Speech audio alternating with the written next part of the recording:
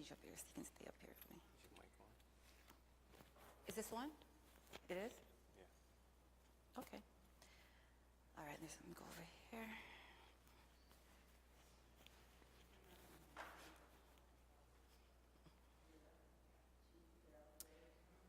All right. Should we go? You ready? Okay. Good afternoon, everyone. We're very glad that you all were able to make it. And so before we begin, we'll just start with a word of prayer. Let's pray. Lord in heaven, we thank you so much for allowing us to be able to gather together this afternoon to learn about things that you have provided for us in nature to help us with our bodies and our health and our well-being. We pray, Lord, that your Holy Spirit will be here with us, that we will learn and that we will apply these things as they're appropriate to our lives. In Jesus' name we pray. Amen. So today we're going to do a little natural remedy demonstration. Well, I shouldn't say little because we're going to do quite a lot. There's a few things over there, and everyone has a handout, right?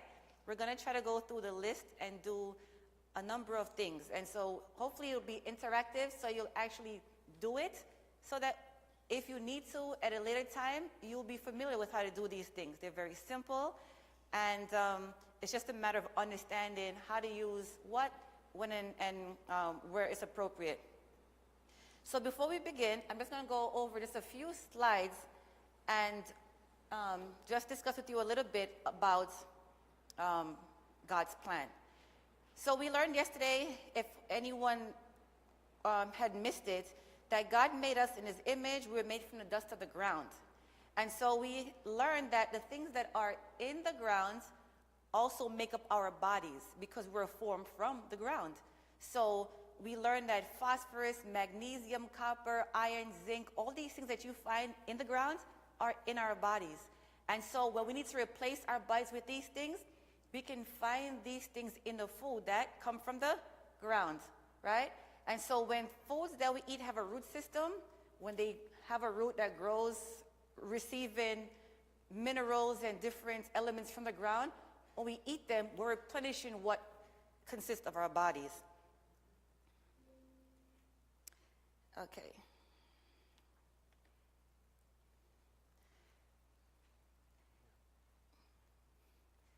It may speak over. I don't know how to mute it. Okay.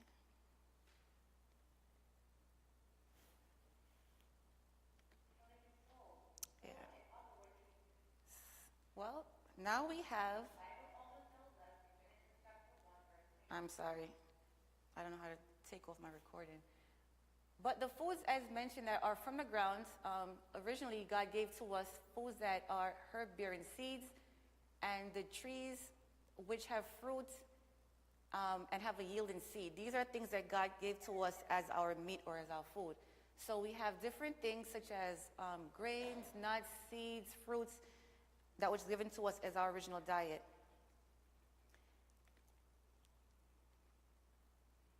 So man was in a beautiful environment in the garden where he was able to find his dwelling. And then we are familiar with what happened with Adam and Eve.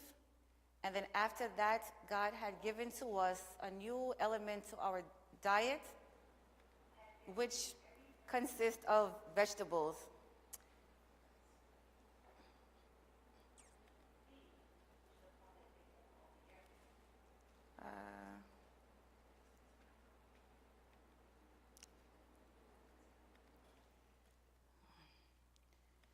All right, so the vegetables helps us with receiving phytochemicals.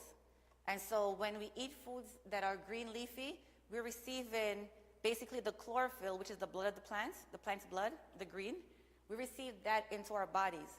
And if you were to look up chlorophyll and what it's made up, its structure molecularly, and you compare it to the blood cell, you see that they're identical. The only difference is that in the plant where you have the chlorophyll, it has in the center of its structure magnesium. And the blood cell is almost identical, but in the center of the blood cell, you have iron. Otherwise, they're exactly the same, so they complement each other. So when we eat green leafy, we're actually benefiting our blood. A lot of green leafy foods, some are bitter because they're actually blood cleansers. And so they help to restore the blood. And as far as like with dealing with herbs, we're going to deal with a few herbs today.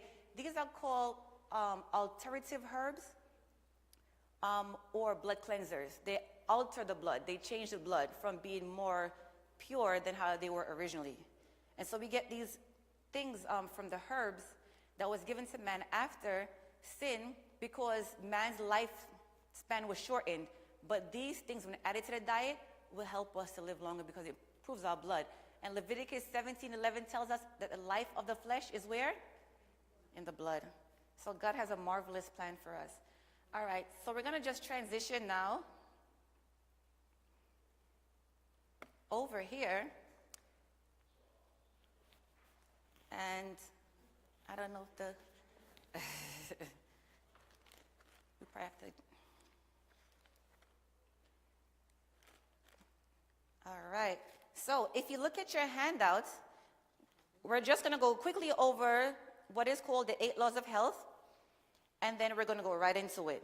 So basically, these are principles, okay? These are just principles. I shouldn't have said just, but these are principles that help to govern the body. So this is an acronym that we use called God's Plan that helps us with remembering what these things are. So G is for godly trust. Trusting in God is the most important thing. Why? Because God is the creator. And we also learn in the Bible that Jesus had a lot of ministry. His ministry was mainly of healing people, and he was even the physician, right? He ate with the sinners and the publicans because he was a physician that they needed. So Jesus is actually the great physician. So if we call out to him, the Bible says he will hear us. And so godly trust is the most important thing. Stress is a major killer for a lot of people. Stress is a contributor of a lot of diseases. And we all have stress because life is complicated. But the Lord is there for us to bring our stress to him so he can remove those burdens from us. And that helps us not just in our minds, but in our bodies, because the mind and the body are very intimately connected. So trusting in God is the first thing. Then open air, getting fresh air, helps us to cleanse our lungs from stale air that is in the lungs. So if you know how to do deep breathing, it's good to help getting fresh oxygenated air into the lungs. And being by rainfall or moving water is very beneficial for the lungs. Exercising is very good. People who don't move, they lose. So when you move around, you allow for your blood to circulate throughout your body. And when the blood is moving, the organs are getting life because the life is in the blood. So as the blood moves, the tissues, the organs are receiving oxygen. They're removing waste. And so moving is very important for us, as well as getting outside, getting sunlight. The past few months, we had not have a lot of sunlight, and a lot of people suffer from seasonal depression because of that. So the opposite is true. If we get out in the sun, then it would help even with depression. The sun also helps with cleansing the liver, and it also helps to cleanse even our clothes and things like that. So the sun is very important. And it also helps with our vitamin D. Then we have getting proper rest, which is very important. As much as we spend time working, we need to also devote time to resting. Some of us overwork and don't get enough sleep. And so this leaves us more susceptible to getting like flus, colds, things of that nature because our immune system is weakened. So resting is very important. And during that time, your body is able to restore cells that you use during the day. It's like you're a computer rebooting itself at night. Then we have lots of water, which is very important because you need water to survive. So as we talk, as we move, as we do various things, our body is using water. And so we need to replenish that water in our body so we can function properly. Then we have always temperate, which is an old word, which really means to being able to balance properly, using things that are good in moderation and avoiding things that are bad for you. And so even excess things that are good can have a negative consequence if you do too much of a good. Your body needs to have variety as well as things that are not good we try to avoid. And the last thing is nutrition. And we saw briefly that God has given to us these things that come from the ground, which even science is showing today that it is the optimum healthful way. So these types of foods benefit the body in a large degree. And even today we're going to be using basically these things that fall into that category. And we're going to see how we can use them for our health and well-being. Now, we're going to move on to the second section now. Any questions so far? None? Okay. So the next thing we're going to talk about is pain. We're going to go through a few categories. All of them. Oh, and Keiron, if you can watch this. I need a knife and a cutting board. Okay. So does anyone suffer with pain? You don't have to raise your hand. But I suffer with chronic back pain. I have injury to my back, and I deal with pain. So I'm very big on pain, especially back pain. At the end of this presentation, our family makes natural products, including a pain salve. And so we're going to get to anyone a sample size if you're interested, if you'd like to try it, and it's for pain. Okay? So we're going to deal with pain first on the list. Now, there are different ways to help people with pain. Oftentimes, when pain is around, there's inflammation. So it's good to help try to keep the body from not being inflamed. Well, how do we inflame our bodies? Well, when we eat a lot of foods that's very acidic, it can make our bodies inflamed. So trying to get a good balance of you need acidic food, you need alkaline food, but if you can just check, there are strips that you can use to check to see how your body's doing. If your body's too acidic, you're probably going to have a lot of inflammation and pain in the system. So one way to relieve some pain is using comfrey as a poultice. So we're going to do that first, okay?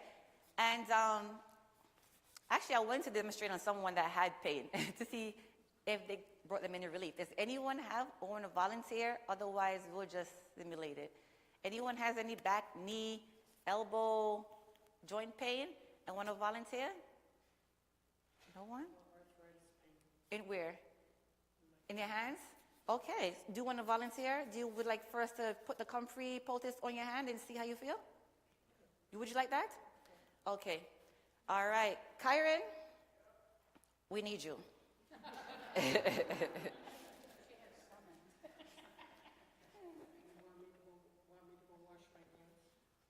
If you want to, you can.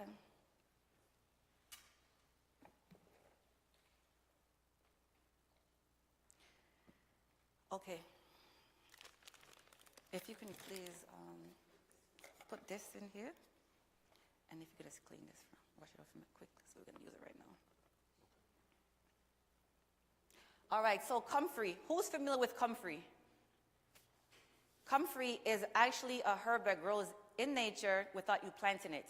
So we pass by a lot of herbs that we think are weeds, and we pull them up and we spray them and all types of things, but they're actually good for us. Comfrey is definitely one of them. So comfrey is, I have one here. So we grow them on the property, or they kind of grow themselves. And we dry them. So this is actually a comfrey plant. Okay, so comfrey is what is called a cell proliferant, meaning it's pro-life.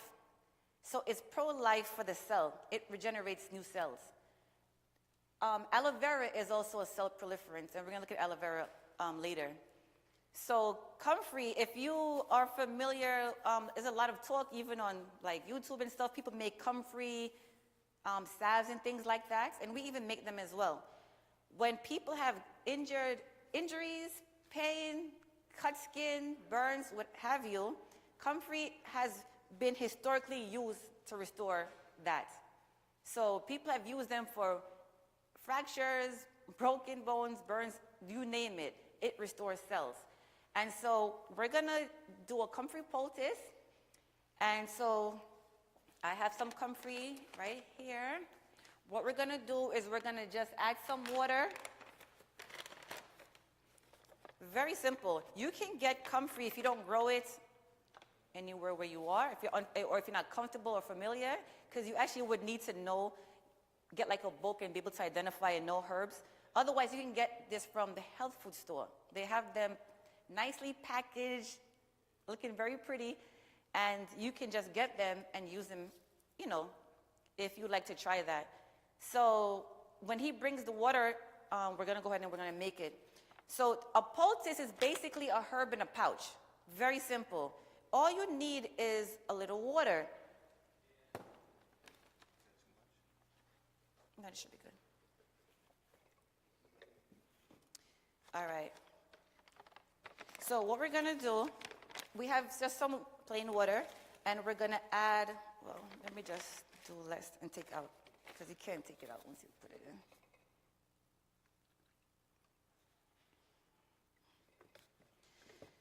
So we're just going to take some water, and we're going to add some comfrey leaves. And you don't really have to measure. You don't really have to, you just use common sense, kind of judgment. Herbs are very forgiving. If it's not exact, it'll still work. And these herbs that we're going to demonstrate are all safe herbs. They're in a lot of books that people commonly use, and they're not harmful at all. So we're going to go ahead and just blend that.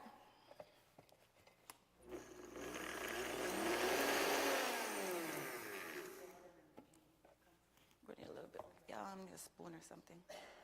I use it. You have something? This?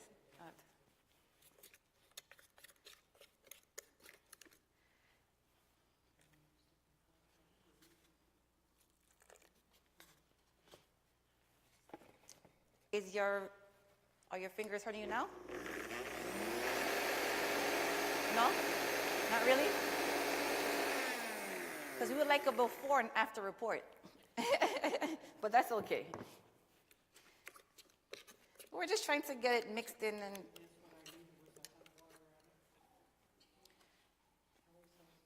Now with comfrey, the whole plant is usable. Not all plants are like that. Some plants you only use the leaves. Some plants use the stem. Some plants you use the root. Comfrey, you can use the whole plant. However, the root, the FDA says don't use the root internally because too much of it can cause liver problems. That's a disclaimer, okay? That's what the FDA says. So we're going to take the comfrey roots, just blended with some water. I guess we can use a little bit more water. That's what you brought this? And you see I needed a little bit more, just pour a little bit more. Not complicated. All right. It's kind of hard for it to pick it up well in here like that. All right. Yeah, let's make some room. Okay. Well, all you need to do then is take a paper towel or a clean cotton cloth. Really want to use cotton and not artificial material, if you can, like an old shirt, and white, not things that have color, dyes and stuff in it, would be better also. And you just take the comfrey, very simple, see, just the comfrey and water blended together, and you'd place it on the cloth, on the shirt, the paper towel, whatever you have. It has a smell to it. It's like a paste-like consistency. I'll show it. You want to show them? Let's open this first.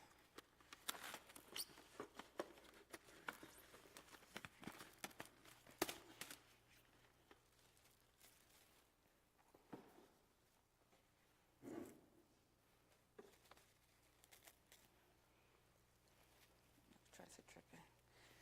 So we're going to apply that on your hands so you can all see it.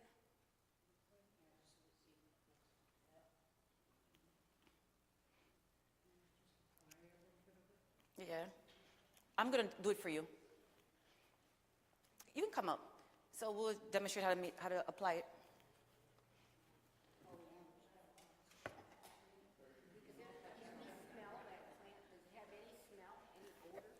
The plant, the comfrey? Not really, but you can see, when it's blended, you can smell it. You smell anything? Okay. Does that go in our yard somewhere? In ours, yeah. It grows outside. It grows in our yard. But you can get it from the store also.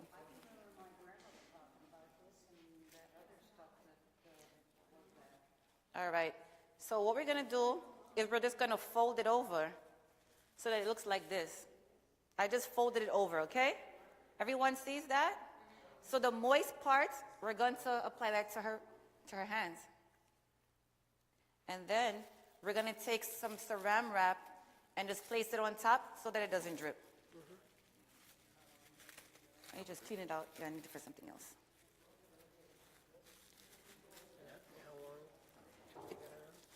You can keep it on for a few hours, but we'll keep this on as long as you want to. Maybe if you want to take it off early or to the end, and you can see if your hand even feels any different from the other one. Now, when you apply this, you might even feel something happening, because I had hurt, not like a buzz, but you might feel like a drawing because it's working on the inflammation that's in the hand. So I had injured, I think I jammed my finger one time, and it was hurting, and I put the comfrey poultice on, and I felt like a pull-in. Maybe you won't feel it for this, but I know I felt it that time. So you can have a seat, and you can let us know how your fingers are feeling, okay? Thank you so much. That was very simple. Any questions about that?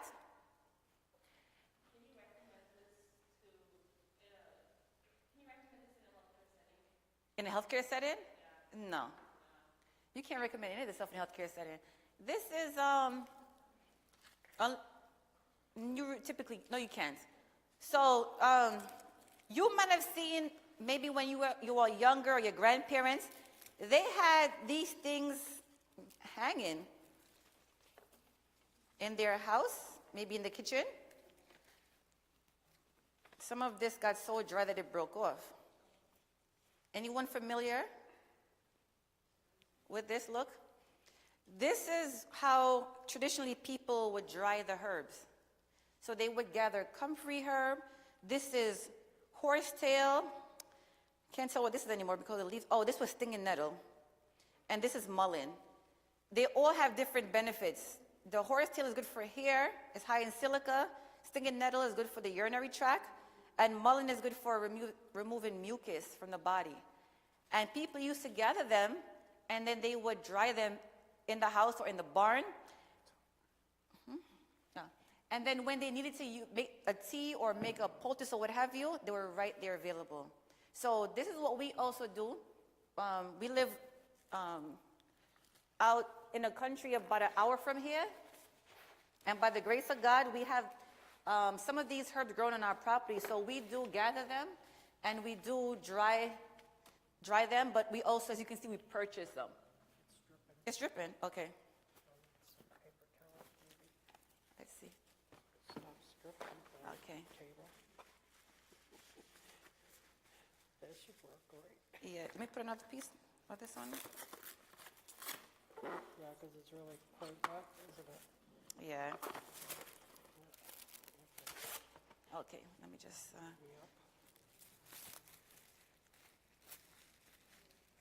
You gotta keep it all in there. yeah. That'll work. Sorry to be a pain. No, I made it, I guess, too runny. How is that? That should be better? Thanks. You're welcome. All right. So a comfrey poultice, if you have back pain, you can do the same thing and put it on the back. You just would need someone's help wrap it around. This is very helpful. The next thing we're going to look at is a ginger poultice. Now, everyone's familiar with ginger, right? Who doesn't know ginger? Ginger is good for you. It's anti-inflammatory. So you can use ginger in a tea, but you can also use it externally as a poultice. We're going to do that. So no one wants to volunteer? No one has back pain or knee pain?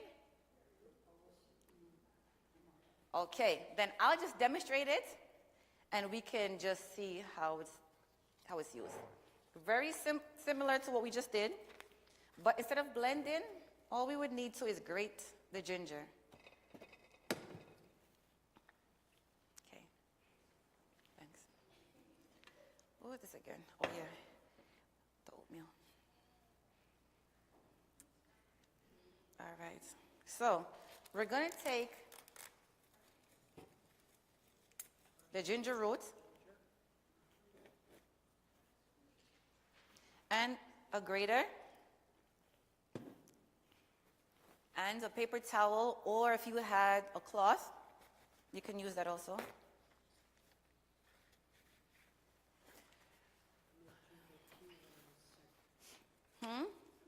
Ginger tea, oh yeah.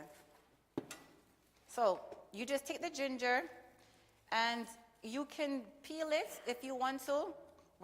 Since no one is really doing it, we're just gonna leave it on. And then you just grate it.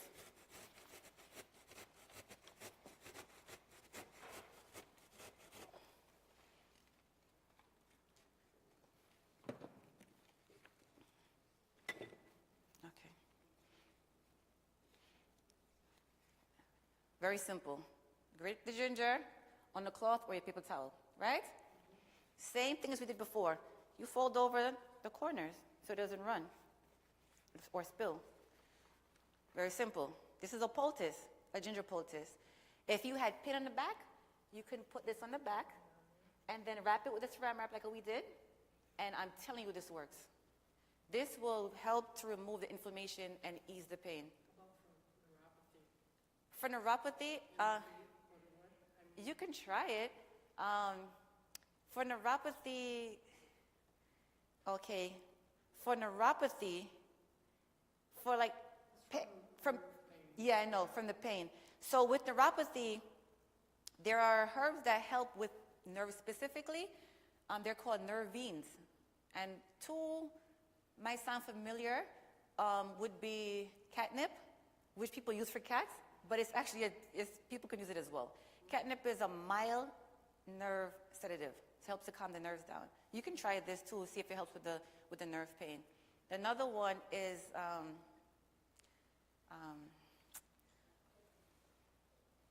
what is it? Blue verveine or blue vervain, and what's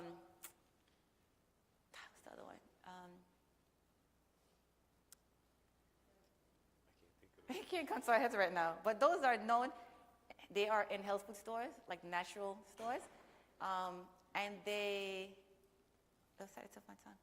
Valerian. These help to sedate the body. They're mild sedatives, and so they help with sleep, and they help to calm the nerves when nerves are overreactive.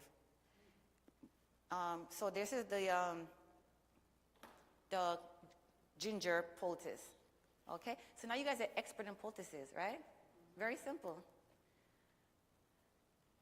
Now we're going to shift from a poultice to a fomentation. Now, we don't have the cloths to demonstrate it, right? So let me just, and I probably won't have any volunteers anyway, so I'm going to simulate how to do a fomentation for the pain, okay? So a fomentation is basically, the difference between a fomentation and a poultice is herbs in a pouch, right? This is herbs in a pouch. The fomentation is more of water or liquid in a cloth or a paper towel or whatever, what you have. So that would be a fomentation. So if someone has pain, they can take, I'm going to just demonstrate, I'm going to pretend a little bit.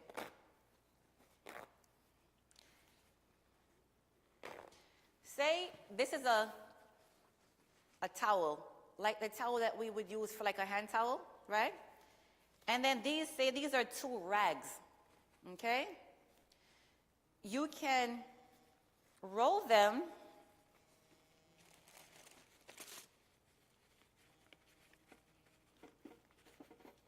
like so. So you roll like a bath or a shower rag.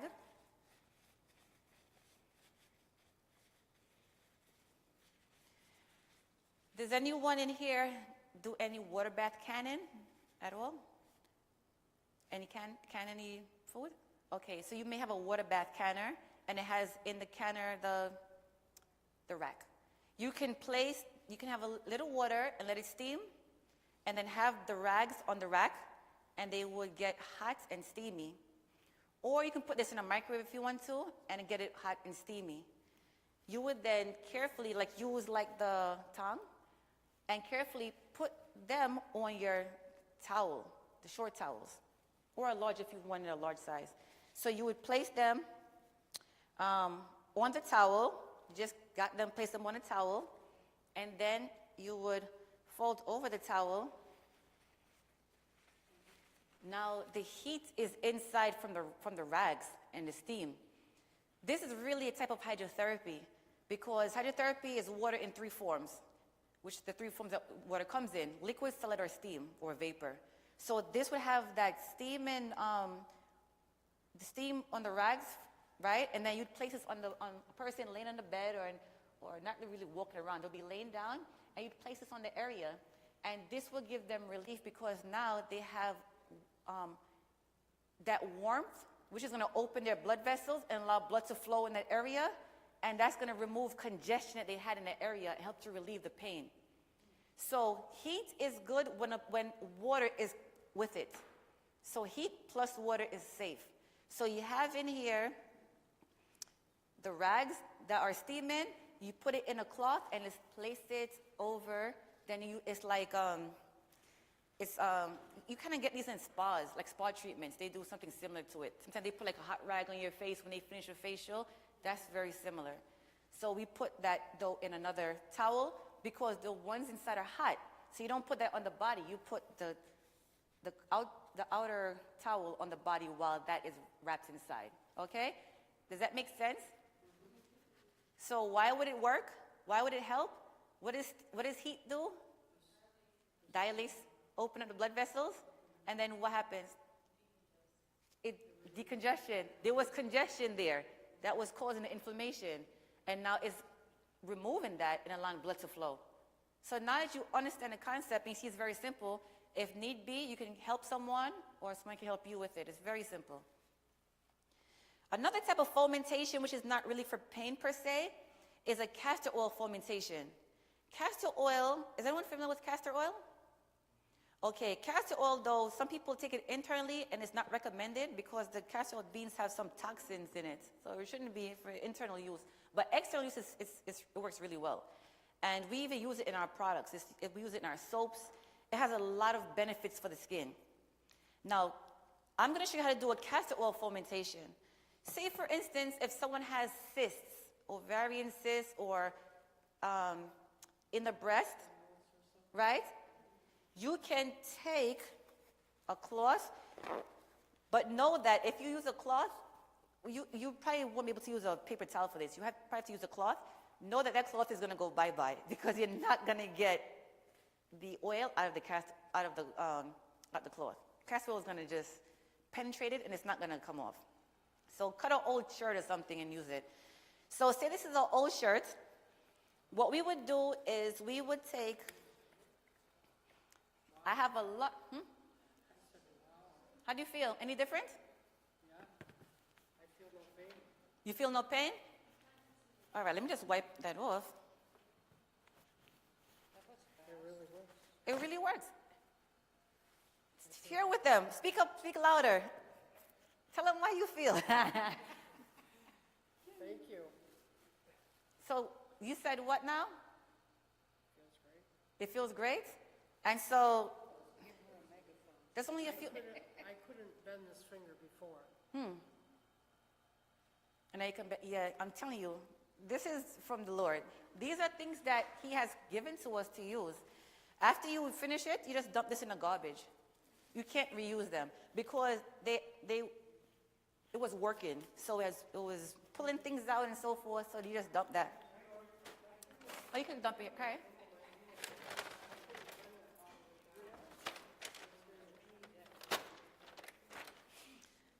Okay, we praise the Lord for that. So castor oil, you don't have to buy this big size. I make products, so I have large size things, but you can get small bottles of castor oil. What you would do, give me a plate or something. It won't fit in here. Oh, we could do a small one? Okay, all right.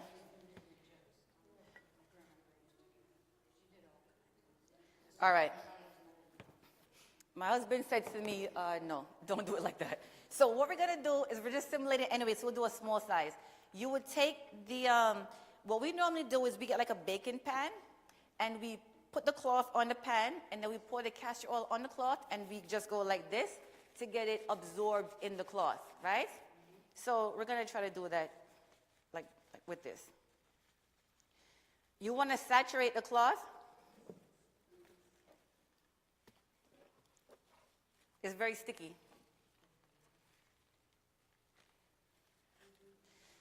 So you would saturate the cloth with the castor oil, right?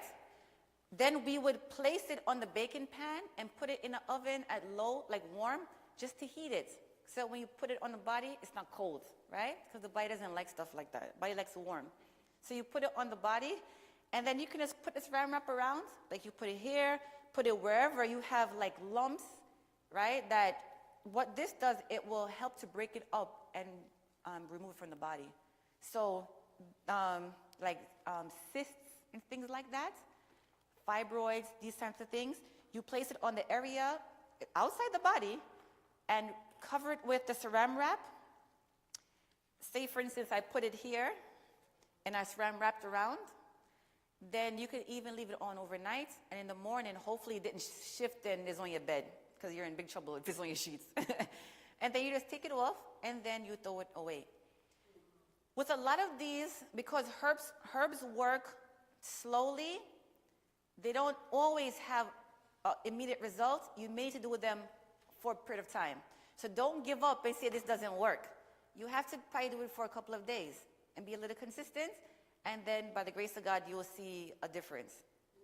Any questions on the castor oil fermentation?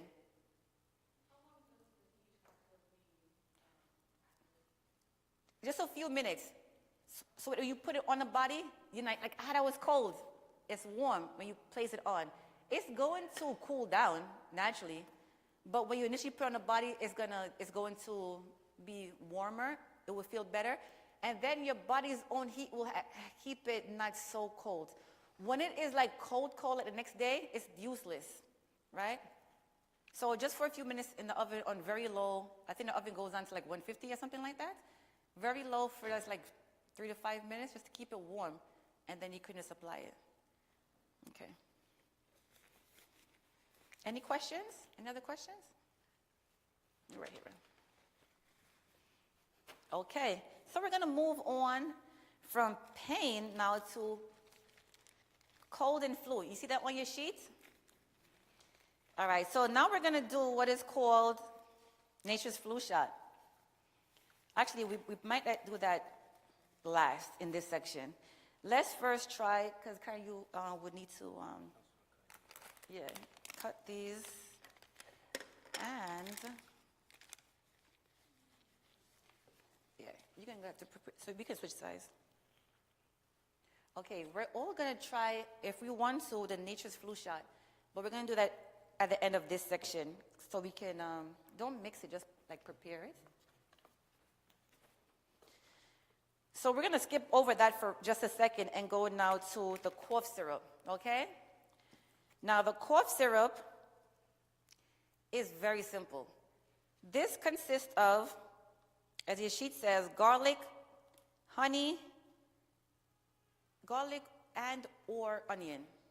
They have two, they're very similar, but they have two different purposes, but they are very similar still, they're like in the same family. The purpose of the garlic, if you have a cough or like an infection or something in your throat, garlic is antibiotic. It's antimicrobial, it's antiviral. It will help with that there. It's nature's penicillin. So that's why we'd want to put the garlic in there. The onion is a type of, helps remove congestion and it helps to draw things out. So we're gonna put the onion in there for that purpose. The honey also has antimicrobial properties, and honey also soothes. So it's going to help to soothe the throat from that irritation. So we're going to do those with the honey. So now we understand why we're doing it. Onion or garlic? The onion and these two. For the cough syrup. Both? Yeah, both of them.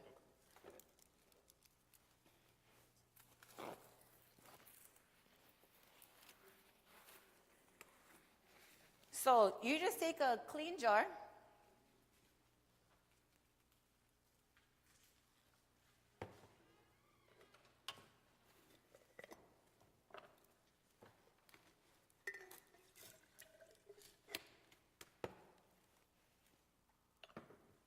We'll do a short one. You just take a clean jar, and then we're going to put the chopped onion and garlic inside. Now, when you use garlic, a very important thing to do is when you take the garlic, the piece out, you want to crush garlic, because garlic has two properties inside that needs to be fused together, okay?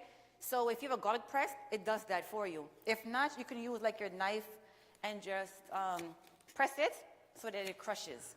Yeah, just bang it. And then you just place that in a jar. So Keiron is basically cutting. He's cutting the onions. That's good.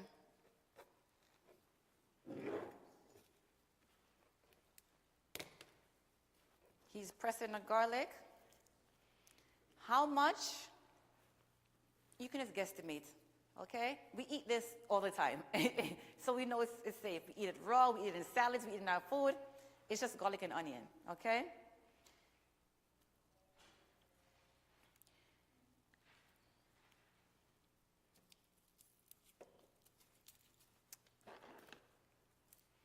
All right. So we just put like 3 in there, 3 pieces of garlic.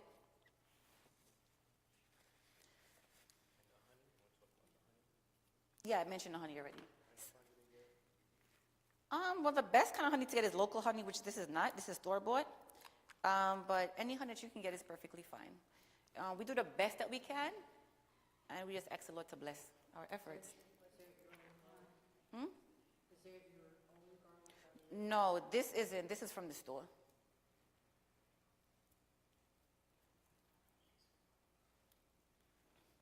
But we do have some, but not here. All right, that's good. And if you're going to grow your own garlic, now's a good time to get them in the ground. And garlic is considerably easy to grow. So now we have the garlic and the onion, right, in a jar. We just pour some honey on top. And we just want it to be able to cover it.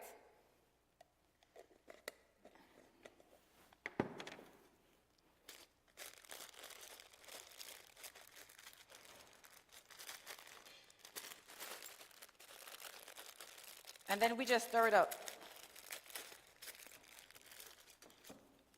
We'll just give it a little stir. And you know, honey is very thick, but it's going to get very thin in just a few minutes. Very simple. 3 ingredients, okay? Now we're going to cover this. We can have this on the counter in the kitchen for a few minutes. And we're going to see how that does in just a few. Anyone have any sore throats or any cough or anything like that? Okay, good. Everyone is... Stacia says?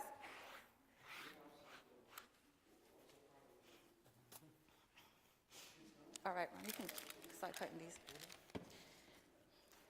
So that was the cough syrup, okay? We're going to try that in just a few minutes.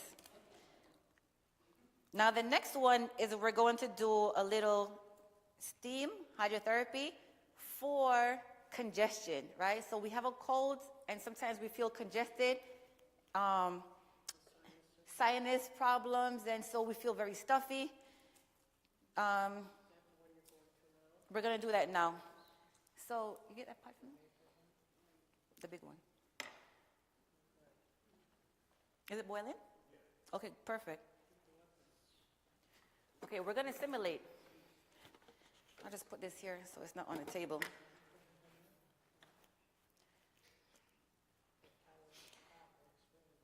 So this is a very simple one. This is, again, hydrotherapy. So hydrotherapy is the use of water. And so we're going to use that in a form of steam for this next one. So we have some steam and water. Oh, I need a towel. Could you get a towel for me from the kitchen, please? Real quick. So you have steam and water, right? Then you can add some essential oils. Probably two of the best for this would be eucalyptus and or peppermint, because they are aromatic. They're very kind of airy. They would help. They're really good for helping with congestion. So I'm going to put a few drops of, this is eucalyptus. Oh, that's good. You can get smaller sizes, like this size, or even smaller from the store. Can you all smell that? That was eucalyptus. Maybe I don't know if you smell it yet. I'm sure it's gonna. And this is the peppermint.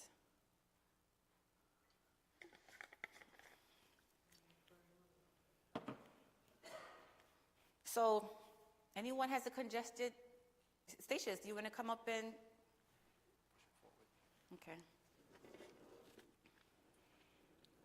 No, it's just fine. So she's standing here so they can see her.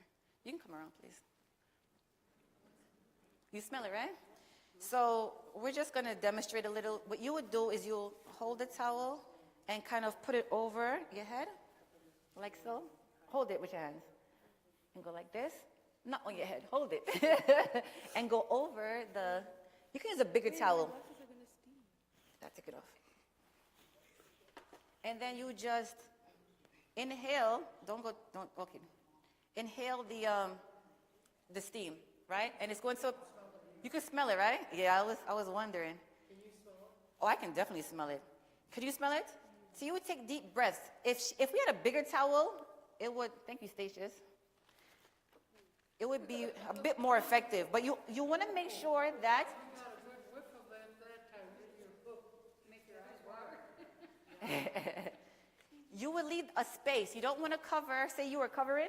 You don't want to cover completely. You want to leave a space to get fresh air coming in.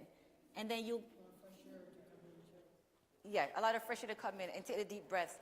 And you will definitely feel it in your nose.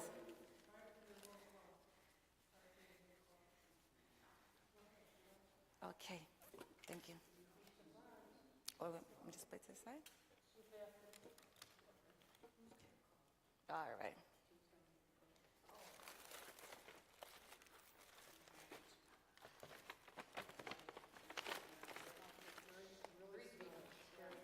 Any questions so far?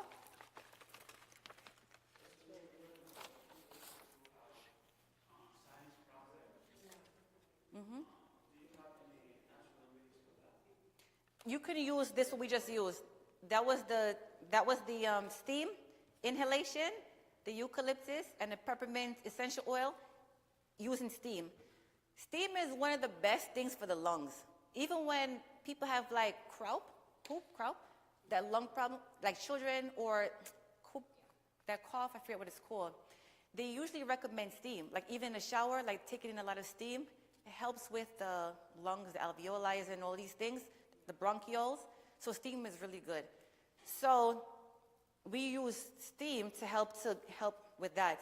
Now, if there is a sinus infection, an infection is an infection. So what do people usually use when they have infections? Antibiotics. And what do we mention is nature's antibiotic? Garlic. So one thing a person could use is drinking some garlic tea, in addition to doing the vapor, the steam. It seems to me that some types of sinus problems or sinusitis cannot go away, because I've been having some problem. I saw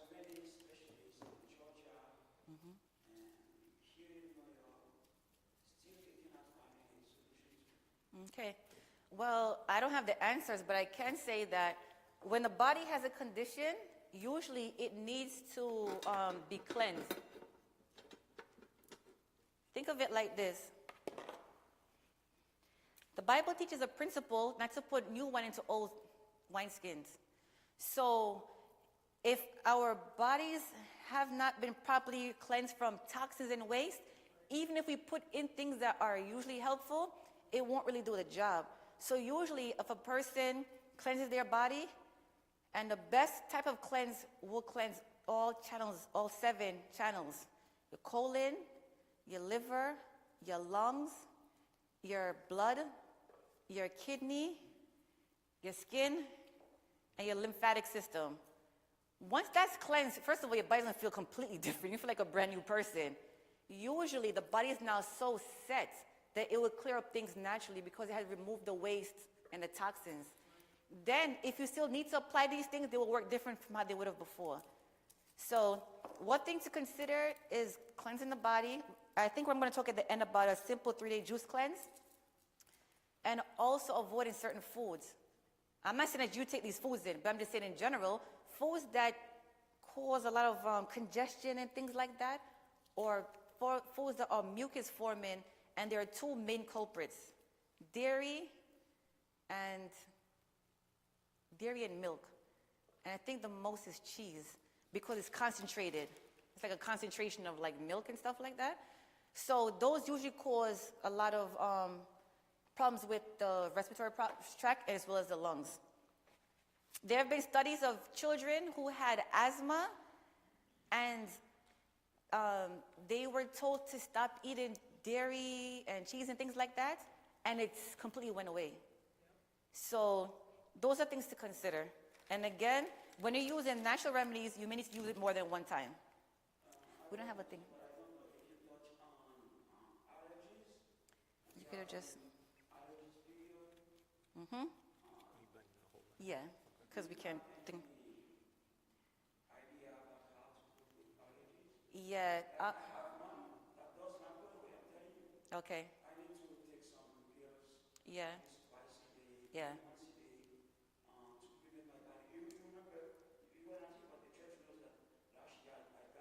Mm-hmm. Mm-hmm.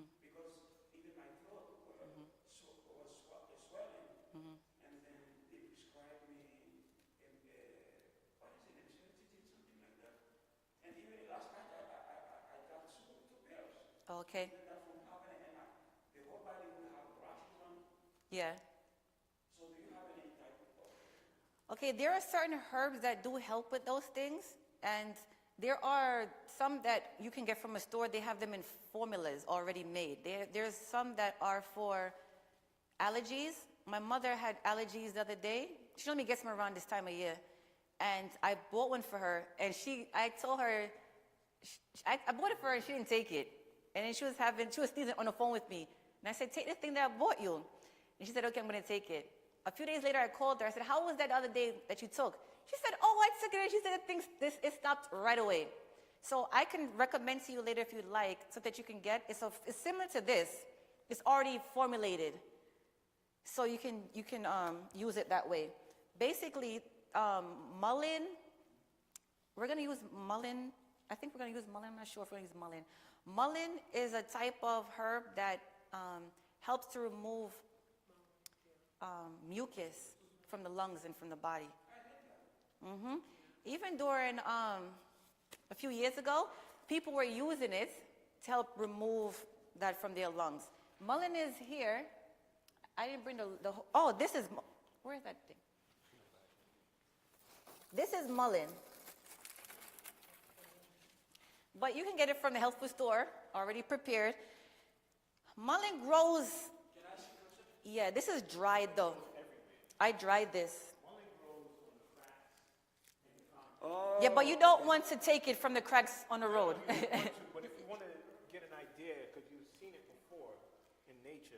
You've probably seen it. I don't know. But Is it for tea or? yes, you could make a tea out of it. And you put what? Can you put garlic, something like that? Absolutely. Honey, Absolutely. lemon, Absolutely, most definitely. Is that enough for one? I'll give you some more. And let me just show everyone. This is mullein. This grows as well where we are. Thank you. You're welcome. You can get it in the store. I think I bought some powdered.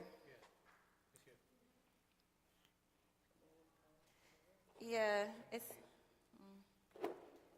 mullein leaf powder. This is ours. This is what I purchased. Even though it's powdered, it's still very light. Mullein, its nickname is called cowboy toilet paper because it's so fuzzy. They say it feels like Charmin, and it is it's very soft. This is dry, so it's hard. You can't really get the texture. But hey, if you're in nature and you need to go, you need to go. Maybe you can use some mullein. But either way, It's soft. it is so. Are you familiar with the mullein? Are you familiar with it? Oh, yeah. Oh yeah. Okay. So mullein helps to remove mucus. Mucus, yeah. And this is powder, but it's still fuzzy in here. And you can make it into a tea and use it that way. And you can even take the mullein. Okay, this is a type of fermentation. You can take. Where did I get that? I think I bought that from Amazon. Just type in mullein leaf powder. Or a herb store. Yeah. She should. You can take a pot of water, right? Not a water. You can take a pot. You can take a pot and, Karen, you mind pouring this out for me, please? I'm going to show you another fermentation for congestion of the chest. Sinuses are really bad this year. I don't know if anybody hasn't been touched with a sinus problem. Apple cider vinegar, you all may be familiar with it. We personally don't take it internally, but we use it medicinally, like externally. So you can use apple cider vinegar and you can make like a mullein kind of tea with it. Well, I already told you to pour it out, so I'm not going to tell you to put it back in. But say you take some apple cider vinegar and you put it in a pan like this, right? And you're going to heat it on the stove. You're going to put the mullein leaf in it also, or the powder, if you bought the powder from the store. Put it on simmer, let it kind of simmer a little bit. After it simmers, you may want to strain it, right? So now you strained it, and now you have the mullein apple cider vinegar water, right? What you would do after that, I'll use a paper towel. You take like a cloth, like this size, dip it in there, and humanities might help you with this because say somebody's in the bed and they're congested, right? They're really congested here. You dip it in, and then you place it, it's not hot, it's warm, right? You place it on the chest, and then you can put some Saran wrap on top. The mullein and apple cider vinegar is going to help them to like cough up mucus. Absolutely, we've used it before, and we've seen it happen. So is it, what do you use exactly? This is it, toilet paper or what? No, I'm just demonstrating. But what you would do, first thing is that you would get apple cider vinegar, put it in like a pan, like this. Then you would put the mullein in it also. And then you would put it to simmer, like cover it and put it to low to simmer. Then you will strain it. Then take like your cloth, put it in like a bowl or something like that. And wet it in there. Now it's like a fermentation. It's like a warm cloth. You can put it on the chest and you can put the Saran wrap on top. This will help the person to out the lungs, cough up the mucus that is in the lungs.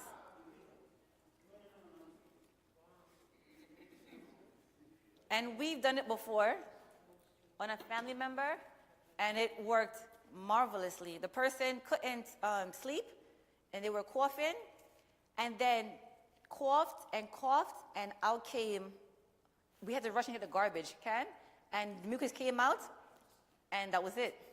There was no more coughing after that, because it came out. So mullein works well for that.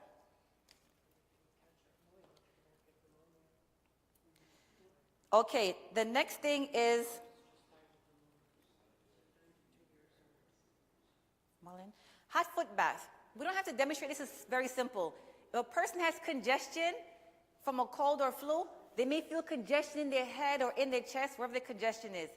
You would basically take a bucket or something you can put your foot in, right? Then you would take hot water. You can test it by using your elbow or using like a thermometer, making sure that it's not too hot. You can just generalize the heat. Then you would have the person sit in a chair and simply put their feet in the bucket of hot water. So I'm pretending that I'm sitting here. I have a bucket here, just a bucket I can fit my feet in. The hot water was poured in. Then I'm sitting on the chair, and my foot is in the hot water, and they just cover me with like a wool blanket or a warm blanket. I'm covered, and even the bucket is covered. So I'm covered in the chair, and the bucket is covered.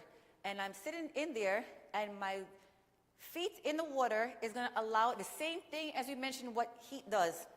The heat is going to, it's a vasodilator. It's going to open up the blood vessels, draw out the congestion that was in the head or in the chest and pull it out of that area. It's going to remove the congestion. So water moves the blood either to close or to open. Hot and cold water does the opposite. But this is hydrotherapy again, where water could be used to help the body internally. So external water helping the body internally, right? It's very amazing. If a person is feeling weak or have a lot of pain, they can go in a shower and take a hot and cold contrast shower.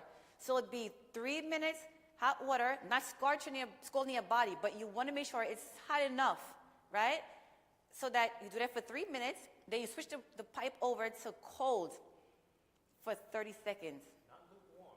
To cold. But you don't want to, as cool as you can tolerate it. But the difference in the contrast is the key. So if you make it hot and then make it cold, what happens is you go in there, you feel sluggish, or even if you have pain, like back pain, leg pain, whatever, whole body pain. You go in, hot water, getting your body in the hot water, 3 minutes, switch the pipe over to cold water, get it on the area for 30 seconds. The cold water is cold. You're gonna feel a little kick. But because the hot water was hot, the cold actually feel like a good relief because it was hot before. And then after you go back now to the hot, again, 3 minutes. Your body's gonna feel good, like, oh, the hot is back again, because we love hot more than we like cold. Naturally, our bodies prefer the warm, because we're warm-blooded. So it's gonna be like, oh yeah, still hot again. Then you're gonna go back to the cold. The cold won't feel as cold anymore. You're gonna have it's gonna feel as if you had like a shield. Your skin has been, you know how your skin kind of gets numbish?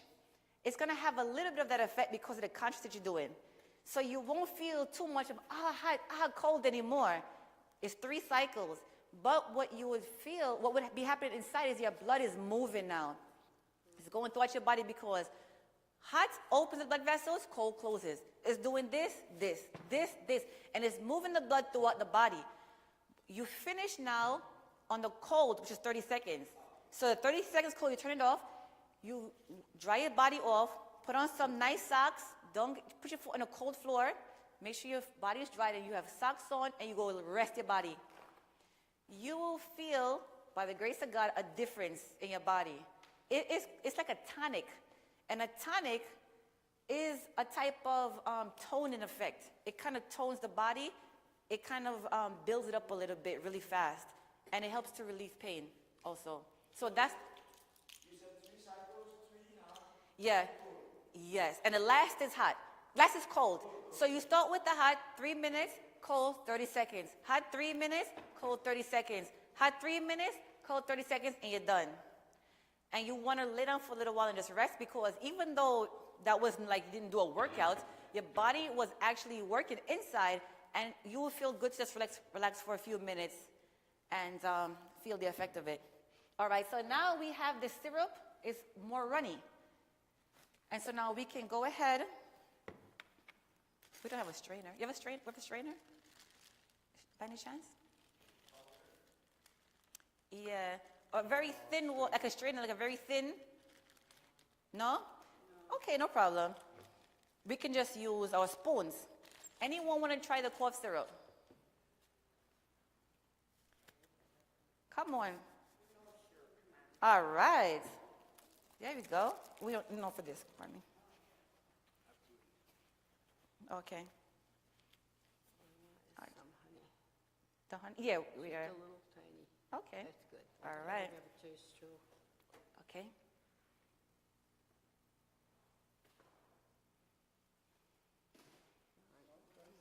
Okay. Make you work. Yes, okay. Cheers. Cheers. Oh, sorry. Uh-oh. Cheers. We would have strained it, but there you go. Anyone else? No?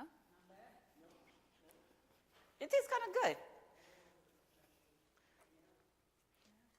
Yeah.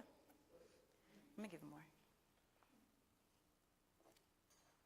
You can give me what is the name of it? Onion and garlic. I used to take these. 1 second.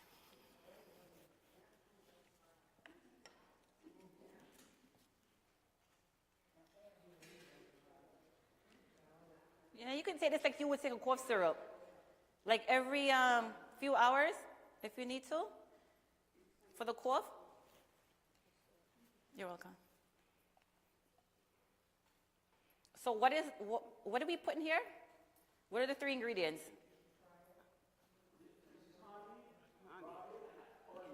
Okay, and what is the garlic doing? The garlic is what? Antibiotic, yeah? Infection. What was the onion for? Similar, but it's also going to help bring up mucus. It's draw. It's going to draw. And the honey was the what? Help soothe the throat. So now we know why we did what we did, right? We want to be intelligent and don't do random things. We want to understand and feel comfortable. Like, I know why I'm doing this. All right. So now we're going to go to Nature's Flu Shot. It's in a book, and I can't print it for you, but I can tell you. Where is the book? I can tell you what we're using. Yeah, God's Pharmacy. No, it's not over here. It's probably in the bag. So we take about 6 lemons, right? It's not? It's no different book. I got a ton of books over here.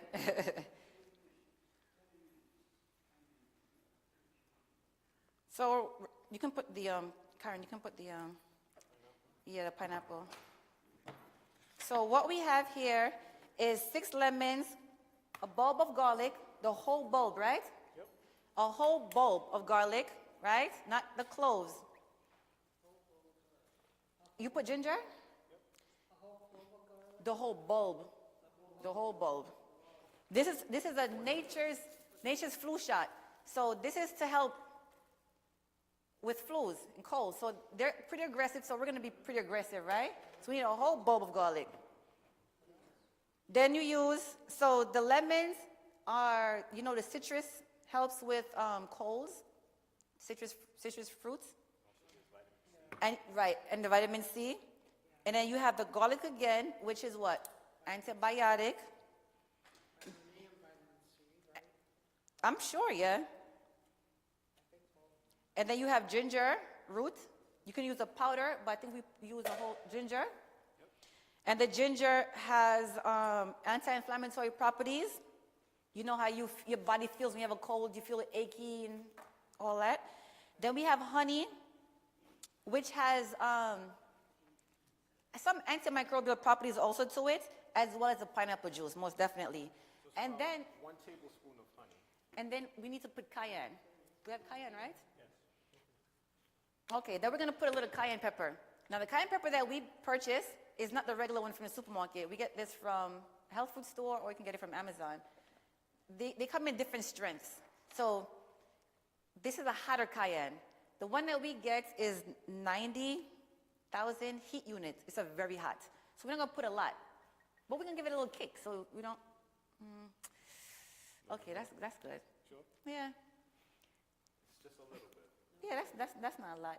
The cayenne helps with the blood, right? Cayenne is the type of a first aid herb. So if a person is having like a stroke or a heart attack, people have used cayenne under the tongue to help them to revive. So cayenne quickly opens up the blood vessels. It's a vasodilator. It does it quickly. If a person is bleeding internally, people have used it to stop bleeding internally. Because not only does it open the blood vessels, it also closes stuff when it needs to.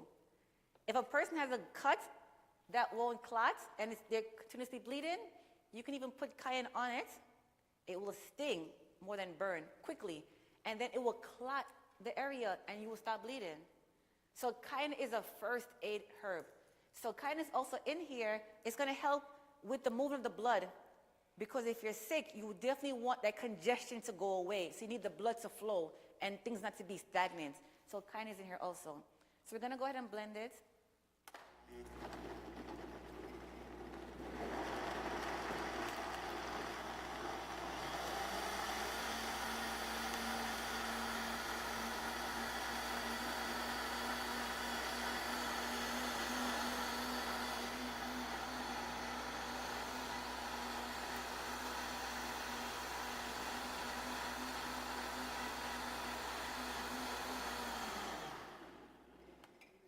All right. Who wants to try? Everybody, right? Of course. All right. So it is. And it tastes good, actually. So we'll go ahead. Here, I'll put it in here. You pass it up. You can walk around. I got it. You can put turmeric in it, too. But you want to put cayenne, too, if you can, because it's going to move the blood. Turmeric is similar to cayenne, but cayenne kind of stands on its own. It's one of like the best herbs. If you don't mind. I don't mind. Okay, let me just put a little bit more in there. How much ginger did you put in? It calls for 2 tablespoons. 2 teaspoons? No. Of the powder. 2 tablespoons of the powder. Or you can put the regular ginger root.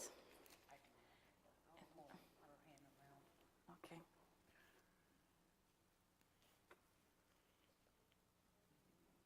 2 teaspoons. Jim, 2 teaspoons. What's, of what, ginger? Ginger. Ginger powder. Or you can use the root.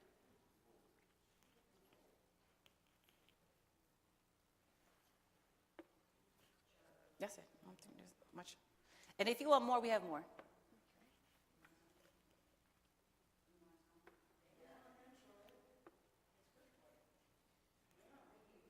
want 2, John? We all want to be healthy, right?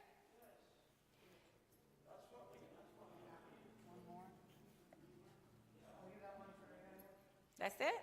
There's more, so.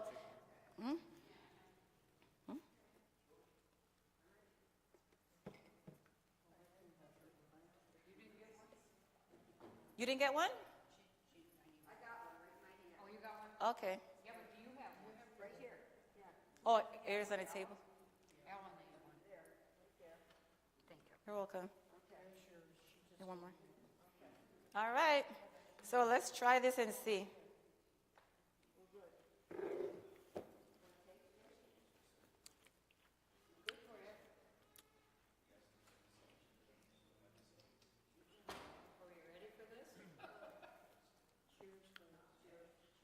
It's the cayenne. You will feel the kick from the cayenne. That's good. Yeah. You see, it is the cayenne, that little kick. When you're sick, and you have that warmth from the cayenne, your body feels better. Because sometimes you're cold, you have a cold and you feel like chilled. The warm herbs, and cayenne is a warm herb, turmeric is a warm herb, They warm the body. So they feel good. It is a flu shot. So instead of a flu shot, we just drink this. You can drink this. What, every day for all through flu season? Drink a cup every couple of hours. Like if you have the flu, you can take this before, like that, like a shot. I was gonna say, but should you take it like, frequently through flu season? You can. You can put it in the refrigerator. No, what did we use? We use food that we eat all the time. We make drinks out of this usually anyway, right? Ginger and lemons and stuff like that. So, all we're using here is food. But we're being intentional on how we combine them to serve a purpose, right?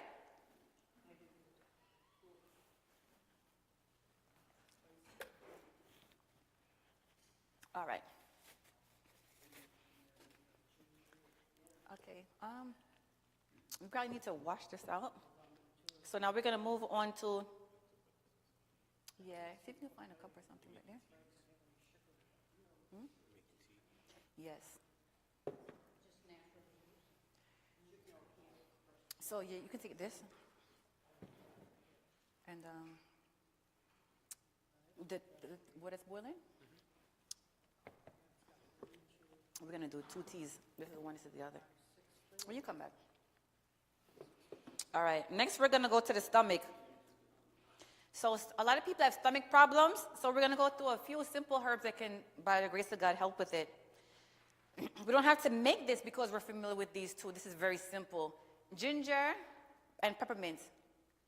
Both are herbs that generally calms the stomach. Ginger calms the stomach, and ginger also offsets gas and stuff like that. Peppermint is very similar in that, so you can combine them. When you use herbs together that do like similar purposes, it increases the benefits more than doubles it, right? And so if we know ginger is good, we know peppermint is good for the stomach, we can combine them and make a ginger peppermint tea, right? Now, when you make this, though, you're using 2 types of herbs. The ginger is a root, unless you have a ginger powder. If you take an actual ginger root, you have to make what is called a decoction.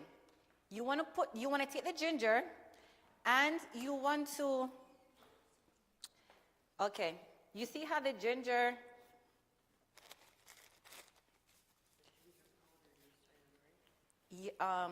you can get a ginger powder, or if you're going to make the tea from a whole ginger root, you would make it differently. Sometimes we have teas and it tastes bitter because they were made incorrectly, not because they're bitter herbs. If you have a ginger root, see, put a ginger root from the store, because it's compacted like this, you want to take like a pot or something to smash it and break it so it's open, right? Then you would put it in the pot and like a low boil. You can do somewhat of a heavy boil. You want to get the benefits out this heavy herb. It's really tight. Then after it has done that, you turn the stove off. So let it boil for about 5 to 10 minutes. Turn it off and cover it. This is steeping. It has to kind of steep together now now the heat is off. Okay? So we've smashed the ginger, boiled it a little bit, covered it with the heat off for like 10 minutes, letting it steep. The longer it steeps, the better or the stronger of a ginger tea you'll have. So we steep for a nice ginger tea, we steep for like 2 hours, and you get a nice strong ginger tea. Now, because you're going to combine ginger and peppermint is a leaf. Or you may get it in a powder. If you get them fresh like this, you may just buy a peppermint ginger tea bag if you want to also. But it won't be the same as doing it like this. It's not going to be as potent as doing fresh ginger and like if you were to get like peppermint leaf or peppermint powdered leaves. What you would do now with the ginger that you boiled and covered and allowed to steep, you would take, say for instance this is leaves, right? We're going to get to this in a second. I would take the leaves of the peppermint or the powder. If I bought it in a peppermint powder, they would powder the leaves for you. I would, like this, I would take the leaf, the peppermint powder leaf, and my ginger root, strain it. Now I have ginger root. No, I didn't need you to bring it. What is this? No, I don't really need it. I need you to steep these. You can take this and take it and steep these for tea. Together, separate? Yeah, together. This is one. Okay. You have it? You got it? I'm back. Okay. So you would take that water, that pot of water with the ginger root, strain the ginger out, and you have the ginger tea. You would pour that ginger tea over the leaves. It's a little complicated, but this is the reason why you do it that way. The ginger root is so strong that it needs to be boiled a little bit. But your peppermint tea, the peppermint leaves or the powder is so delicate that if you put it in the water with the ginger, it's going to destroy the properties. So you do the ginger first. That's called a decoction. Then you pour that ginger tea over this. This is called an infusion. When you make tea out of leaves or powders, the light parts of the plant, you don't boil them at all. You put them in like a glass jar if you have, and you pour like boiling water over them, and you cover it. That's how you make a tea. That's called an infusion. When you have roots like ginger root, turmeric, all these different hard pieces, you boil those a little bit. But because you're combining ginger and peppermint, these are two types. You do the hard one first and pour that water over this, and now you cover it. Let that steep, and then you would have ginger and peppermint tea. You understand? Any questions about it? Okay. Again, when you deal with roots, ginger root, turmeric root, any kind of root that you get, if you get it from the store and it's a root, but it's a powdered root, you need to do it because it's already powdered. You make an infusion. I'll make it simple. This is, just so in case anyone forgot or didn't get it. This is ginger root. In order to make a tea out of this, you need to do what is called a decoction. You would smash it so it's spread open. Maybe we can do that. I don't know. You would smash it so it kind of spreads open. Then you put it in the pot, right? And you let it boil for a while. And then you cover the pot and let it steep. It's going to infuse all the benefits. But separate from that, if you're making a tea out of a powder or out of leaves, that doesn't go through that process. You will just boil water and pour the boiling water over the leaves or the powder and cover that. That's how you make an infusion for delicate herbs. But we were being a little complicated. We're combining one tea, rough herb and delicate herb. So if you have both, what you do is make the rough one first, then pour that water over the delicate, and they're combined. Because you don't want to boil these light things. You're going to destroy the properties. You won't get the benefits. And you can't just pour water over a ginger root. You won't get anything because it's so rough. So you have to do them and combine. I think we get that, right? Okay, we're going to make a tea, 2 teas. One, we're going to get to that at the end, but I wanted Keiron to cover this. Let's to cover it? Okay. We need another one, though. We need another one with this one. So, perfect example. He just made an infusion. I gave to him some loose herbs. This is not a root. Obviously, it's powdered. He placed it in the jar, and then he poured hot water that we boiled over it. This is called an infusion. We just put something on top because the herbs now need to be covered so that there are some light, what are they called? There's light properties to it that will just go in the air, you lose it. So you keep it covered, and this is now steeping. This is called an infusion. That's how you make a tea. Like 10 minutes, and then you strain it. Then you drink it. The longer it's steeped, if you do 15 minutes, 20 minutes, you have a stronger tea. So 10 minutes is fine, but if you want to do it stronger, you can let it stay for a little longer. So he's going to do 2 teas. Okay, so that's an infusion. Now we're going to go to a charcoal slurry. All right, Keiron, if I can just get a cup of water. For drinking, I can take a bottle of water? Can I have a bottle of water, please? They're right here. Keiron, if I can just get a cup, please. Thank you. All right. So I hope this never happens, but if you go someplace and you eat food and your stomach just doesn't feel right, or if you experience like food poisoning or something like that, it's very bad. So there is something that you can use to help to relieve some of this pain and that problem, and that's called activated charcoal. Activated charcoal is used even in the emergency room when people overdose on drugs. And so activated charcoal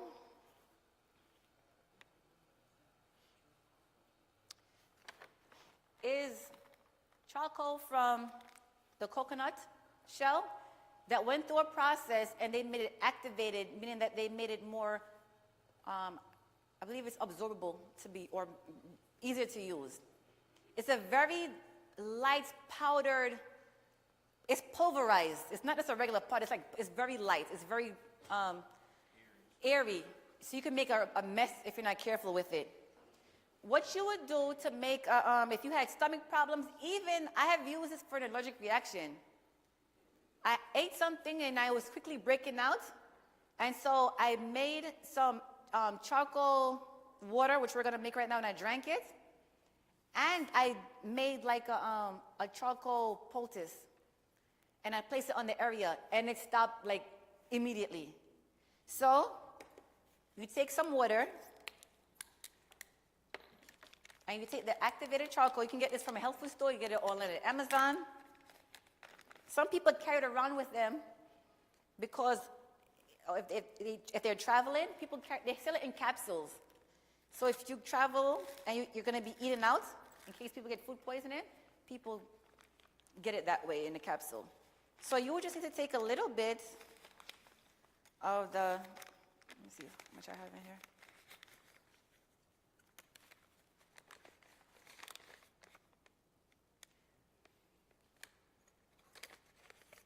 I shouldn't have changed gloves yet because this is going to really mess up my gloves. You just take some activated charcoal, even if it's about a half of a teaspoon to a 8-ounce glass. And you take some water and pour it in. It tastes chalky. It's chalky. It doesn't have a taste, but it's like chalky. And you let it kind of sit for a while to kind of absorb it. And it makes like a slurry. So if someone is, say for instance, someone got bit by something, or like we mentioned, if someone ate food, some kind of food. What is this? The other one? Okay. Okay, so this is steeping also. We didn't have glass? There's no glass back there? Okay. I'm sorry? You would not use the charcoal, activated charcoal, if you were to be bitten by a snake. Oh, that would be different. There are herbs that help with that, but not really, probably not activated charcoal. I would, if you don't mind, Karen, let's empty this. If you can put in here. Sorry, it can't steep in the paper. Thank you. He's going to steep that, but he's going to steep it in the glass. Okay, so now we have the activated charcoal slurry. Does anyone want to try it? Yeah, you drink it. And why not?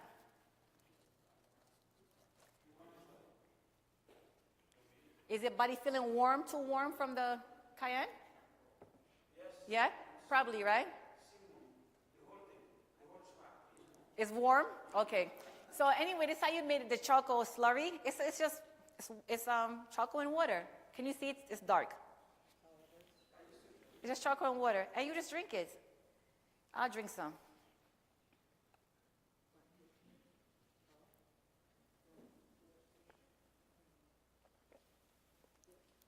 Doesn't have any taste. Do you have another little cup she wants Yep, to taste it? of course. Just a little. No problem. So, what can you use charcoal for? What do we say charcoal? Charcoal, activated, get activated charcoal. What is it used for? You can use it, yeah. Stomach, food poisoning, you can definitely use it for that. Stomach pain, you may have tried a ginger peppermint tea. It's not really cutting it. Try some charcoal water. And so you can also make a poultice out of it, like we did the poultices, but the difference is that you would mix the activated charcoal and you would put a little bit of flaxseed, powdered flaxseed in it. And it will make it to be jelly, like a gel, because flaxseed makes a gel. If you don't have the flaxseed, you can use chia seed to make it like a gel. Let me show you.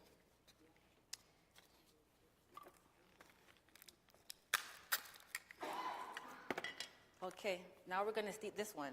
This is some herbs, water, and a cover. If you take the, let's see, I guess I don't have a lot.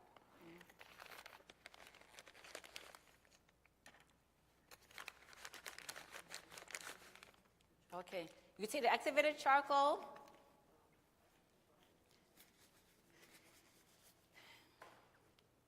You put a little flaxseed to it. Add a little water.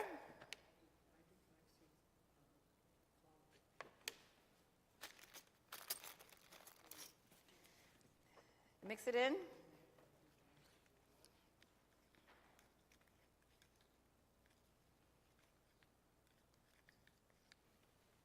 A little bit more. No, there's not much in there. You can show them this gel. So this is a flaxseed charcoal gel. Say you got bit by something, or like say you have an allergic reaction, you can make a small poultice out of that and put that on the area. See, it's like a gel. If you didn't have the flaxseed, it wouldn't make the gel. It would just be the charcoal and water, and it will dry and just make a mess. It needs something that will make it stay gel-like. Yeah, and sit.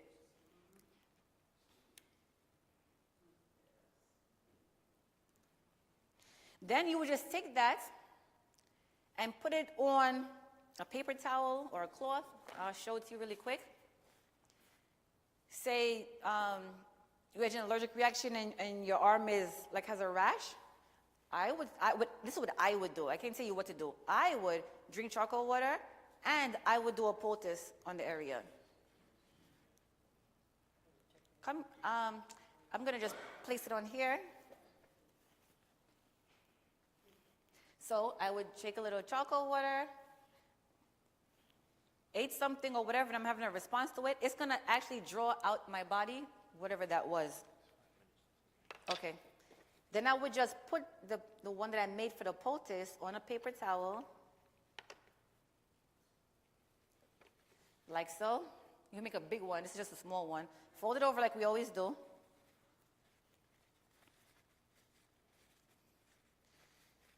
And then put it on the area and have it just, there's usually very quick relief.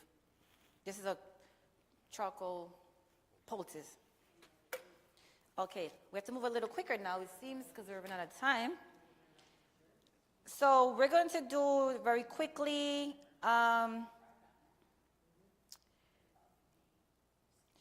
we can do this very quickly.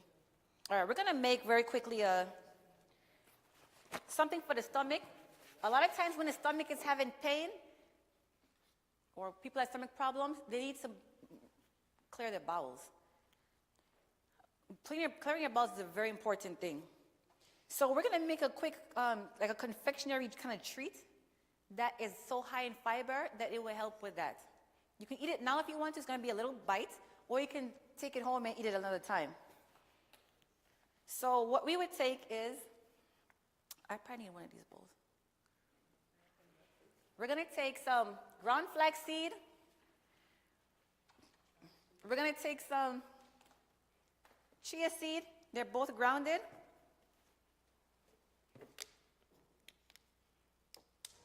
It all depends on what size you want to make it. This is just making a little, like a little ball. So if you want to make a little, I don't have an exact recipe. You can just use a little, use much to make these little balls. But you need flaxseed, and you can use chia seed. They're very similar. The flaxseed is very high in fiber. Flaxseed, chia seed, and then dry fruits. So you can take like raisins, or we use the apricot. Dry fruits are usually very high in fiber. Use dates as well. You can use dates. Okay, let me first.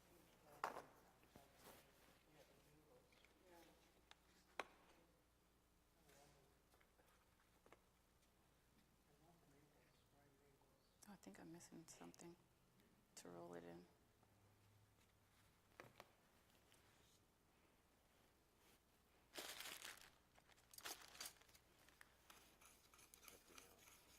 Oh, I don't have any slippery elm.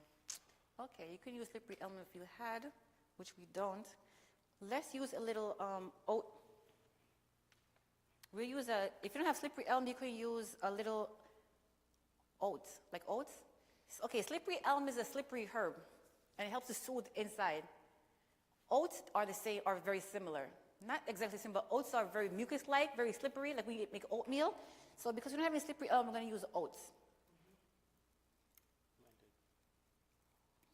Well, we already grounded it. I already blended them. Oh, blend the oats so that they're all powder. This is organic rolled oats, but I'm sure you can use other ones also. And then a little carob powder. This carob is kind of like chocolate, but it's a little healthier.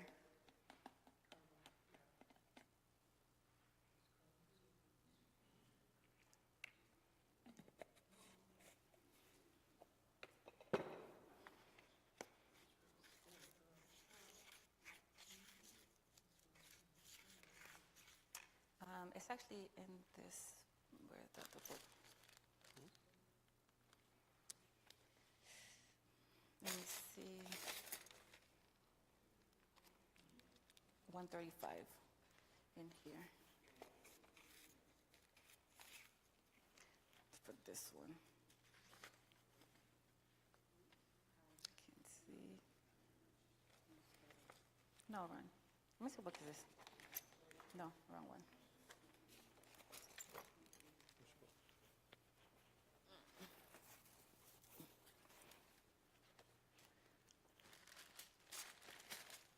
Let me just check.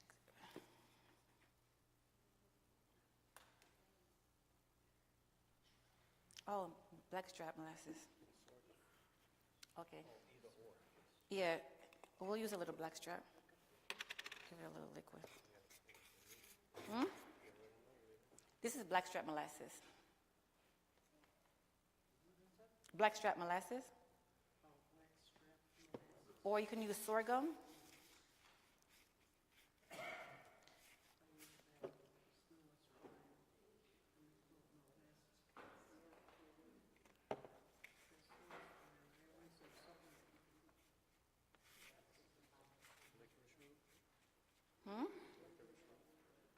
Wait for the licorice root also? Yeah. Oh.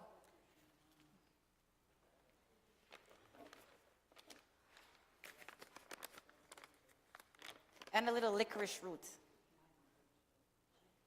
I can give you all the recipe at the end if you're interested.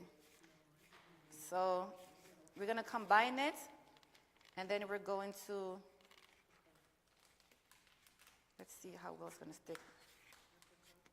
I think I'm doing.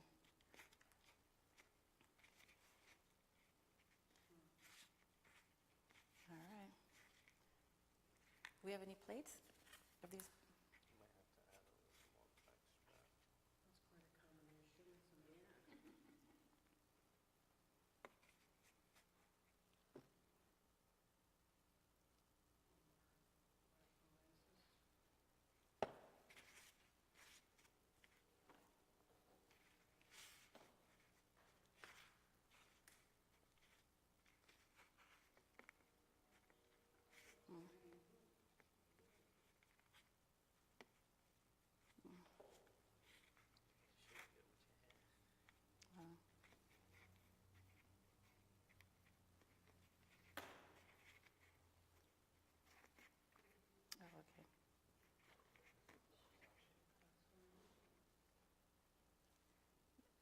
think I did the last one.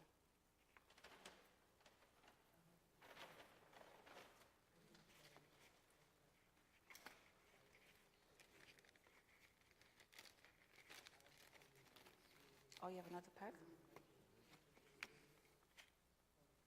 We'll just do like 2 or 3.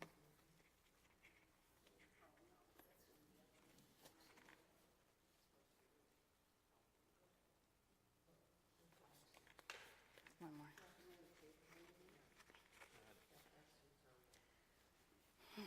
Okay. And then whoever wants to try. All right, so as he does that, we're just going to move down. And then we're just going to talk about these last things quickly. The last section, the women and men's herb, we're going to, if you're interested, we have a tea that we'll have you try. Now for the skin, if you have skin, dry skin, irritated skin, again, oats are good. Oats is a type of emollient. They kind of soothe topically the skin. Oats are like that. Slippery elm is like that. Marshmallow is like that. And calendula flower is like that. So when you use them on the skin, they're slippery or they soothe. So if a person has an itchy skin, they can have a bath with oats. You can ground, like we have like some ground oats, and they can have a bath in the oats. People have done it before, probably all familiar with it. You can even put in essential oils like lavender. Lavender is good for skin problems, and lavender also helps calm the body down. So you can have a tub with some probably warm water, not too hot, so it's not too irritated, and have some of this like oats in it, and then soak in that. Aloe vera gel is also good for the skin. So we have an aloe plant, small one here. And we mentioned earlier that aloe is a type of cell proliferant like the comfrey was. It's pro-life. These things are kind of hard to die. You cut them off and there's still jelly inside. So you can take the aloe vera, break it, get to the gel inside. You could even put it on your skin if you have skin problems because it has antimicrobial, antibacterial properties in it. This is one of nature's best remedies for burns. Sunburn, other burns, it soothes and it cools. So it's very helpful for that. Yep, it does. Then we move on to the lavender and tea tree essential oils. These two go well together for skin. So, say for instance, we were gonna do like little facial things, but I don't know if we had time. Say for instance, and who wants to try this? I can put this in your little containers. We're gonna end in just a few minutes. Who would want to try a little oil for the skin? It's gonna have tea tree and lavender essential oil. The lavender helps with bacterial problems on the skin, and tea tree helps also. Tea tree is a type of antiseptic. It kind of cleanses. So if, say we don't have any lotion or creams, we can make a very simple, can I use any one of you want to try? I'll use yours then. Okay. You can take a little what is this, olive oil. You can even use coconut oil. You can put coconut oil in your skin. And then we will put a few drops, maybe like 1 or 2 drops of tea tree.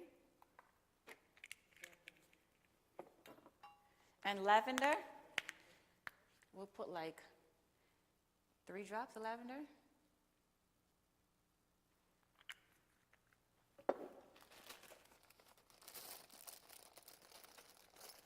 And then we'll just mix that in. This is something you can make in a jar, and you could actually put in your skin if you have like skin problems.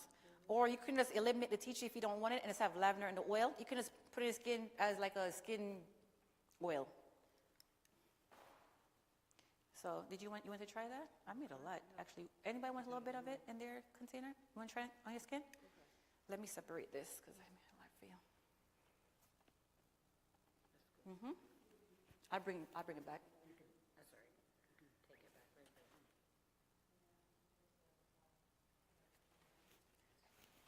want to try? You're welcome. Want to try? Use yours. Huh? You want us to move No, it's okay. I'm almost done anyway. You want to try? Okay. You're welcome.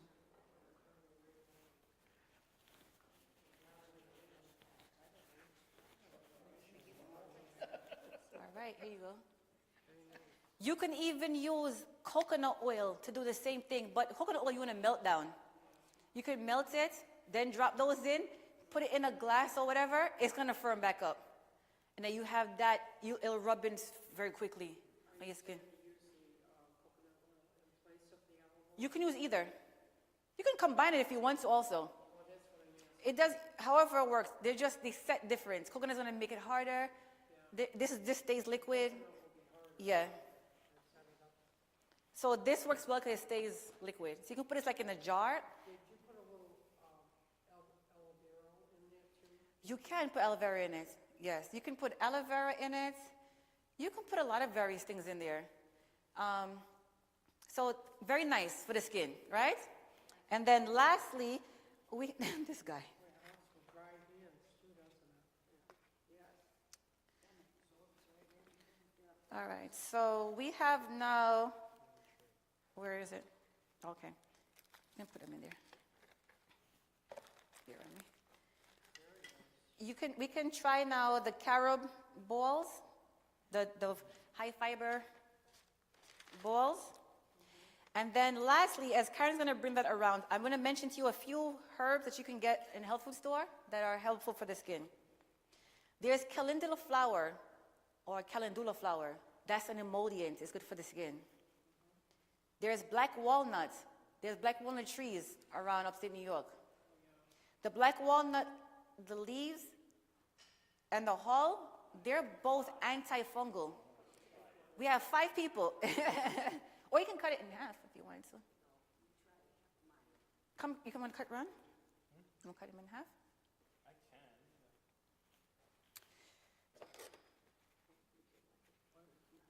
can. Okay.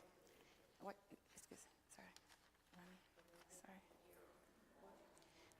Black walnuts. If you get black walnut leaves in your area or in a health food store, the black walnut leaves are antifungal. So black walnut leaves, you can make a black walnut tea. Again, you would just pour the water over the leaves because it's light. It's an infusion. So you can if there's like a fungal problem, you can make a tea, infusion style, dip a cloth in it. Now you have like a fermentation. Put it on the toes or wherever you have wherever you have the fungal problem, right? So black walnut is an antifungal herb, okay? Calendula flower is an emollient. Huh?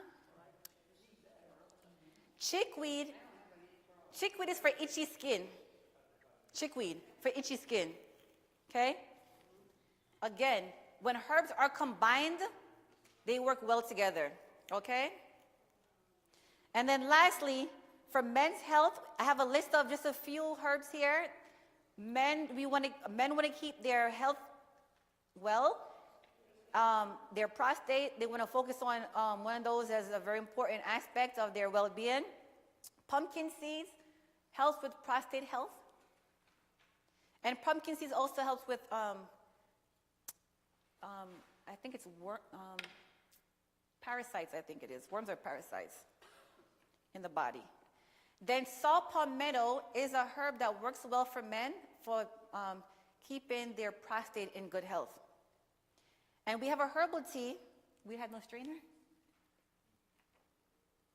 No strainer? Okay, we have a herbal tea for men, which consists of the saw palmetto. We have marshmallow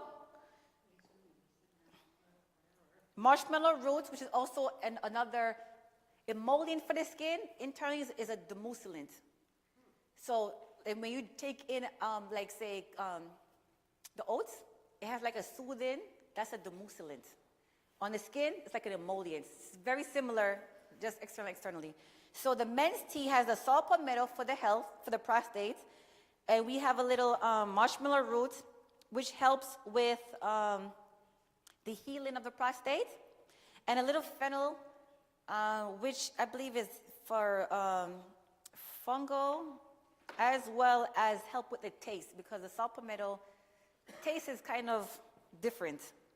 For women's health, women have at times imbalances with hormones. There are various herbs that help with women hormonal balance. One is licorice root, one is black cohosh. There are a number of others.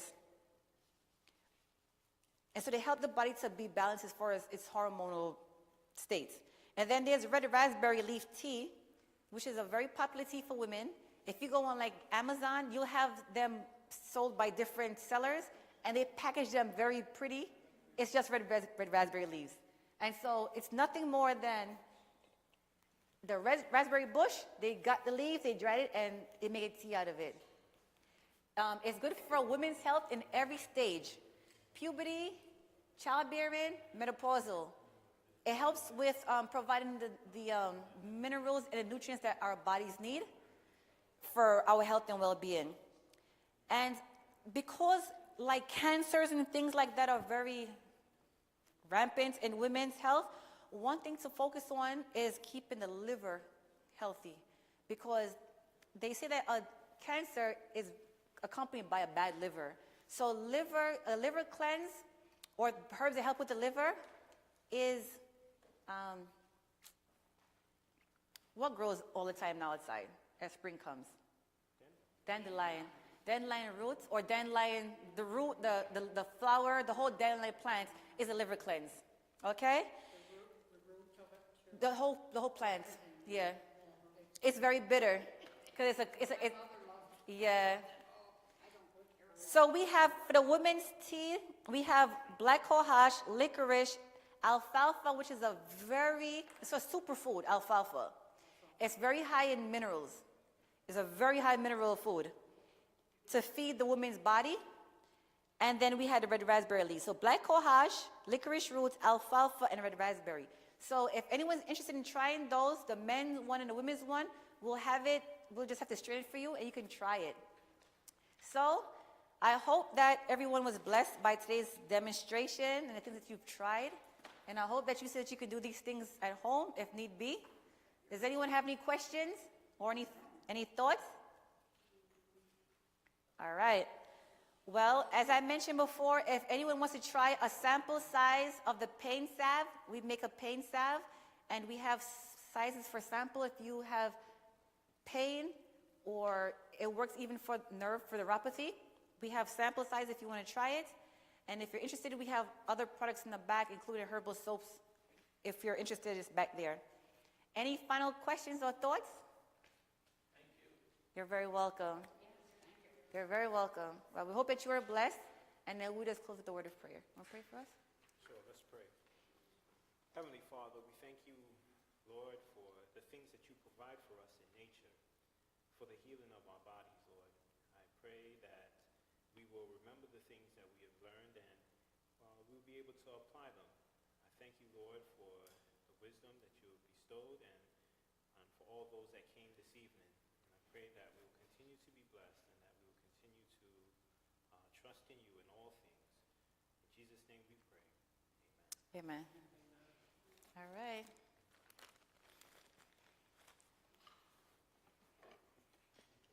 So we'll just bring the teas in the back.